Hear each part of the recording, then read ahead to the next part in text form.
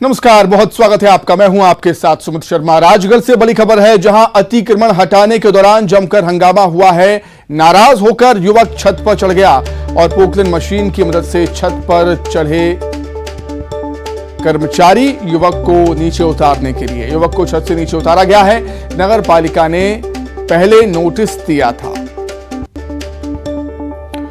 तो अतिक्रमण के दौरान हंगामा देखने को मिला। अतिक्रमण हटाने के दौरान राजगढ़ में जहां नाराज होकर युवक छत पर चढ़ गया, फिर पोकलेन मशीन की मदद से कर्मचारी छत पर चढ़े, युवक को छत से नीचे उतारा गया। बताया जाता है कि नगर पालिका ने पहले ही नोटिस दिया था।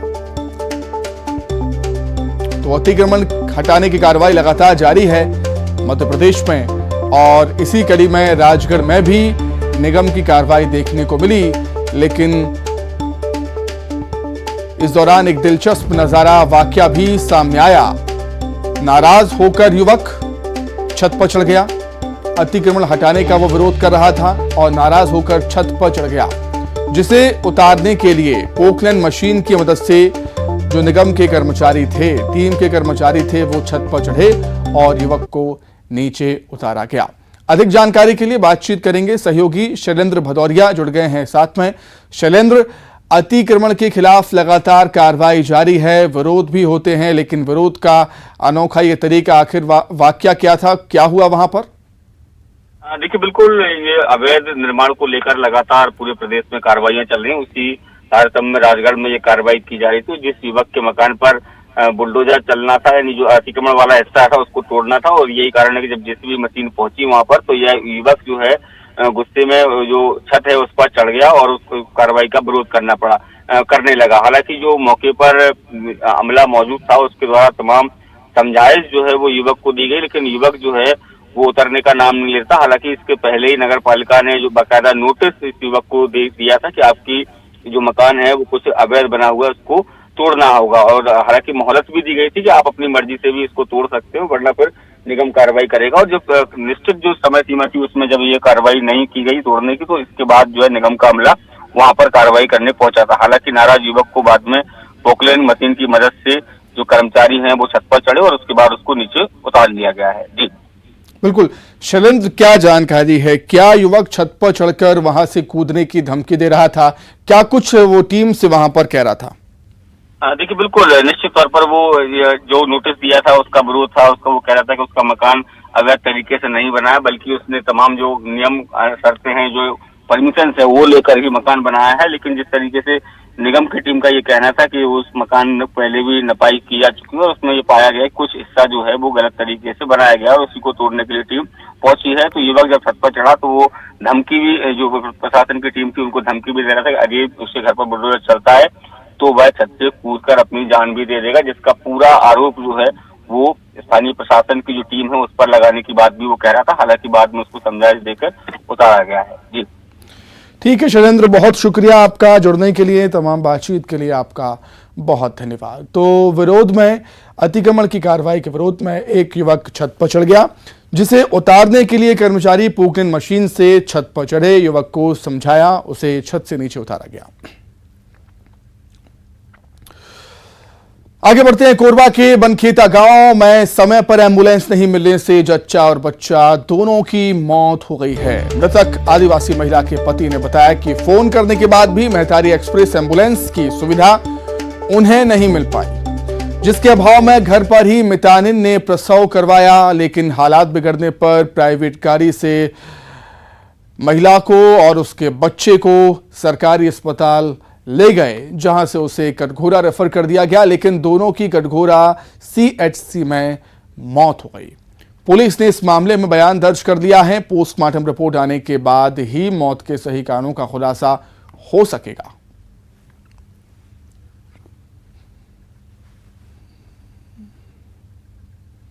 डिलीवरी बा हॉस्पिटल के घर में कब डिलीवरी कराया? अब वही तो गाड़ी नहीं मिली ना, फोन लगा देखा। कौन सा नंबर में लगा रहे हैं? 102 108 कोई गाड़ी नहीं मिली। क्या बताई? बिजी में है, गाड़ी बिजी है, बाहर में है क्या? आदमी नहीं पहुंच पाया। प्राइवेट गाड़ी मिली? हाँ। तब तक के डिलीवरी हो गई? हो गई। अगर गाड़ी मिल जाती तो सब बढ़िया हो जाता।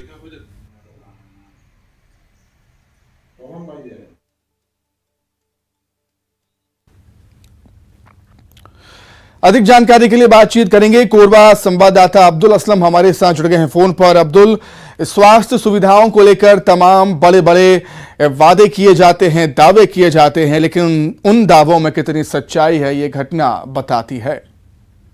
जी, निश्चित तौर पर जिस तरीके से सरकारी सेवा की बात की जाती है, लेकिन वो सेवा समय पर नहीं मिलने के कारण लोगों के पर जान पर बनाती है। यही इस घटना पे भी यही सामने आया है, जिसमें जो बनखेता की जो परिवार है, महिला है, और उसका प्रसव घर में ही कराना पड़ा। समय पर महतारी एक्सप्रेस को बुलाया गया, लेकिन वो नहीं पहुंच पाई और उसके कारण वो घर में ही प्रसव कराया गया और हालत बिगड़ने पर उसे अस्पताल में भर्ती कराया गया, जहां दोनों जच्चा बच्चा की मौत हो गई। ठीक है अब्दुल, बहुत शुक्रिया। तमाम जानकारी के लिए आपका बहुत धन्यवाद। खबर कांकेर से है, जहां पर भीमाडीही इमलीपारा में कुएं में गिर गया है तेंदुआ अभी भी लकड़ी के टुकड़े पर बैठा हुआ है। वन विभाग का रेस्क्यू ऑपरेशन जारी है। तेंदुए को कुएं से बाहर निकालने के लिए वन विभाग के अधिकारी सहित पूरा अमला मौके पर मौजूद है। दुधावा इलाके की यह घटना बताई जा रही है। तेंदुए को कुएं से बाहर निकालने के प्रयास लगातार जारी हैं। अधिक जानकारी के लिए हम बातचीत करेंगे। संवाददाता खेमनारायण शर्मा हमारे साथ जुड़ गए हैं फोन पर। खेमनारायण, क्या कुछ जानकारी है रेस्क्यू ऑपरेशन को लेकर? फिलहाल क्या कुछ अपडेट?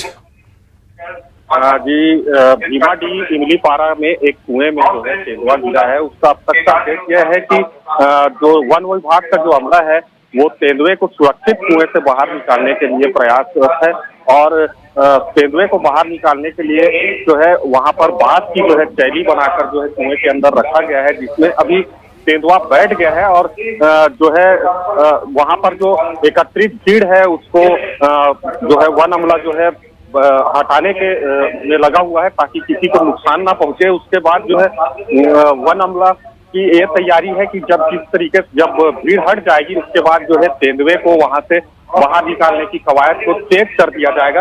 अभी जो है कुएं को ढक दिया गया है ताकि किसी भी प्रकार से कोई जाकर वहां पर तेंदुए के नजदीक ना जा सके। इसलिए जो है अभी वन विभाग जो है पूरी रेस्क्यू में लगी हुई है और शांत माहौल होने का इंतजार किया जा रहा है ताकि तेंदुओं के कुएं से बाहर निकाला जा सके। तो बिल्कुल, तेंदुए को कुएं से बाहर निकालने के लिए लगातार प्रयास यहां पर हो रहे हैं। खेमनारायण, आपका बहुत शुक्रिया जुड़ने के लिए, तमाम जानकारी के लिए बहुत धन्यवाद। वहीं जगदलपुर में सीआरपीएफ के जवानों ने 2 मजदूरों की जान बचाई है। धान से भरा ट्रक पलट गया था और ट्रक के पलट जाने से गंभीर रूप से 2 मजदूर घायल हो गए थे। सूचना पर सीआरपीएफ 188 बटालियन के जवान वहां पर पहुंचे। ट्रक से मजदूरों को बाहर निकाला गया। दोनों मजदूरों को अस्पताल भेजा गया है। पुष्पाल घाट कैंप से रतेंगा की तरफ ये ट्रक जा रहा था, तभी ये दुर्घटना का हादसे का शिकार हो गया। लोहंडीगुड़ा थाना क्षेत्र का ये पूरा मामला।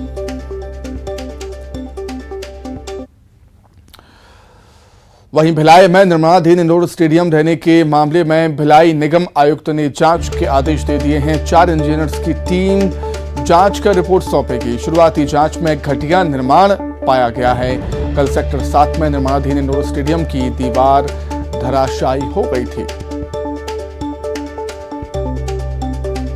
भिलाई में बेमौसम बारिश और हवाओं ने भ्रष्टाचार की पोल खोलकर रख दी है। दरअसल भिलाई के सेक्टर 7 में बन रहे इंडोर स्टेडियम की 110 फीट लंबी और करीब 30 फीट ऊंची दीवार भर कर गिर पड़ी।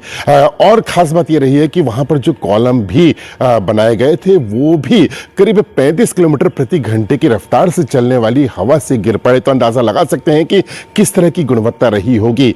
इस घटना के बाद में भाजपा को बैठे बिठाए मुद्दा मिल गया है और वो सीधे कांग्रेस पर आरोप लगा रही है। दुर्ग सांसद विजय बघेल ने सीधे कांग्रेस पर हमला करते हुए कहा है कि किस तरह से भ्रष्टाचार हो रहा है, इसकी पोल इस इंडोर स्टेडियम में आकर देखी जा सकती है। आपको बताना चाहेंगे कि इस इंडोर स्टेडियम का निर्माण नगर निगम के द्वारा किया जा रहा था, लेकिन जो बातें अब तक सामने आई है उसमें यह पता चला है कि भिलाई इस्पात संयंत्र की भूमि पर जो इंडोर स्टेडियम का निर्माण किया जा रहा था उसके लिए भिलाई इस्पात संयंत्र से ही एनओसी नहीं ली गई थी। तो एक तरह से ये अवैध रूप से बनाया जा रहा था। इस मामले में भिलाई इस्पात संयंत्र ने कहा है कि इस पूरे मामले को उन्होंने कोर्ट में दायर किया था और 2 बार नगर निगम 5 के कमिश्नर को नोटिस भी दिया गया था और इस अवैध निर्माण को हटाने की बात कही गई थी, बावजूद इसको नहीं हटाया गया था।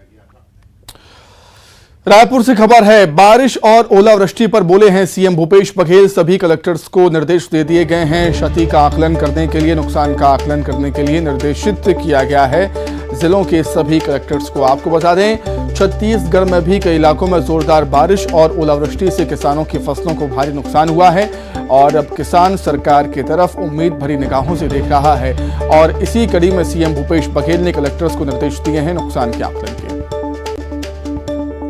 उसके बाद जो है रबी की फसलें जो है कहीं नुकसान होने की बात भी सामने आ रही है। वो कलेक्टरों को निर्देश देंगे कि उसको परीक्षण करें। बागेश्वर धाम सरकार का मुंबई में दरबार सज गया है। शनिवार को दिव्य दरबार के पहले ही दिन भक्तों की भारी भीड़ देखने को मिली। सिर्फ मुंबई ही नहीं बल्कि देश के कोने कोने से बागेश्वर धाम के भक्त यहां पहुंच गए। हालांकि बागेश्वर धाम सरकार के दरबार का विरोध में महाराष्ट्र की विपक्षी पार्टियों ने मोर्चा भी खोला। कांग्रेस नेताओं ने सरकार को चिट्ठी तक लिख डाली। इतना ही नहीं, अंधश्रद्धा निर्मूलन समिति ने बॉम्बे हाईकोर्ट में दरबार के खिलाफ PILB दायर की थी, लेकिन कोर्ट ने याचिका को खारिज कर दिया था। रिपोर्ट देखें आप।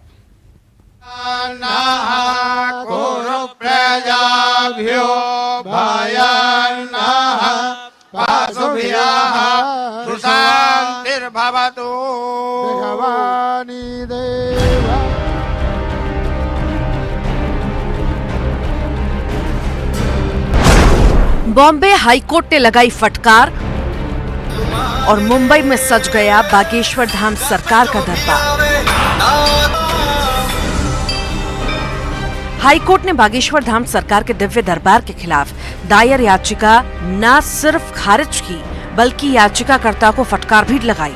इतना ही नहीं, कोर्ट ने याचिकाकर्ता को प्रसिद्धि पाने के लिए अदालत का वक्त बर्बाद न करने की नसीहत दी।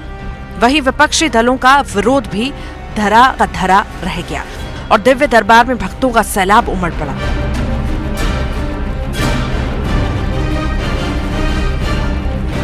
दिव्य दरबार में भक्तों की अपार भीड़ के बीच अपनी गद्दी से पंडित धीरेन्द्र कृष्ण शास्त्री ने एक बार फिर अपने ही अंदाज में विरोधियों पर निशाना भी साधा।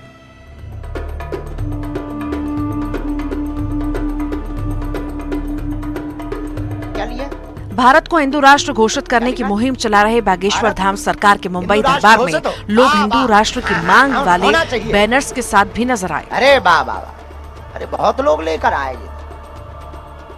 तुम चाहते हो कि हो, चाहते हो बस घर घर लिखवा दो। देखो, भारत हिंदू राष्ट्र घोषित तभी होगा जब घर घर लोग जग जाएंगे।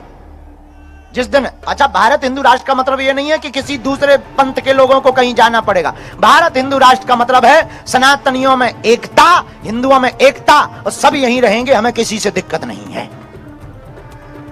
ये भारत हिंदू राष्ट्र है क्योंकि हमारा धर्म जोड़ना सिखाता है, तोड़ना नहीं सिखाता है। और हिंदुओं, जाग जाओ और सनातन का झंडा अब जगह जगह फहराओ।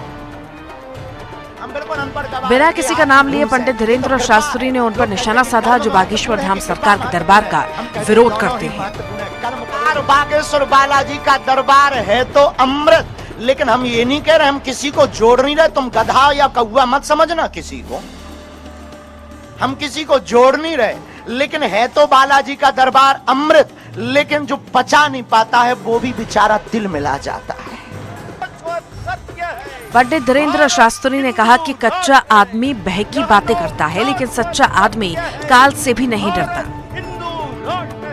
मेरे पागलों, आप अपनी जिंदगी में याद रखना, जो कच्चा आदमी होता है वो हमेशा बहकी बातें करता है। तो इसी के साथ ही फिलहाल इस बुलेटिन में इतना ही। खबरें लगातार जारी हैं। नमस्कार।